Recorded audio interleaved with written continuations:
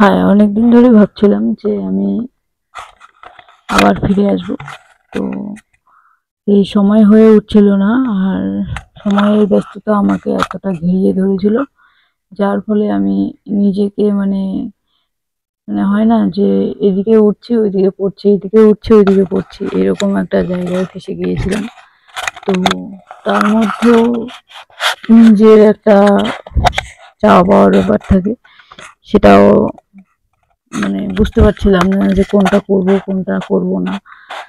তো এই আমার 30টা বছর হয়ে আসলো। আমার জীবনের মানে যত এক্সপিরিয়েন্স আছে, যত বলা চলে যে ভালো খারাপ, আমি নিজের চোখে নিজেই মানে বুঝতে পেরেছি যে এটা ঠিক হবে ওটা ভুল হবে।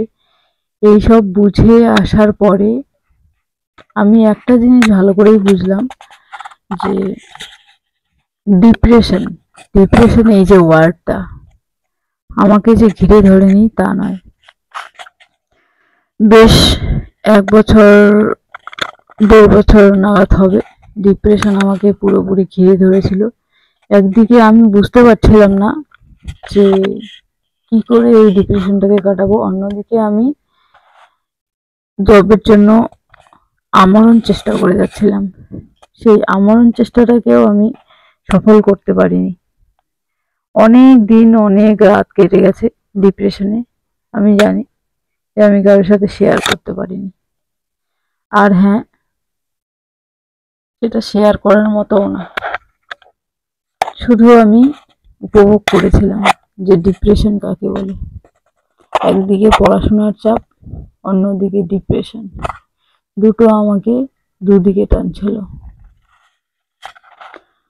ডিপ্রেশনটা হওয়ার পেছনে অনেক কারণ, যার মধ্যে আমি কাউকে কোনো দোষ দিতে চাই না।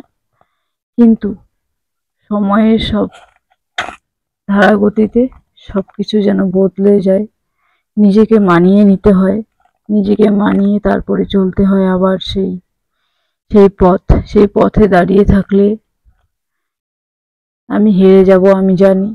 তাই জন্য আমি এমনটাও করতে দিব না আমার নিজের সাথে। এমন একটা দিন এসেছিল যেখানে আমি শূন্য, চারিদিকটা শূন্য, আমার চোখে চারিদিকটা শূন্য। বুঝতে পারছিলাম না যে কোনটা করতে হবে কোনটা করতে হবে না, আর নিজেকে কি করে মানাবো।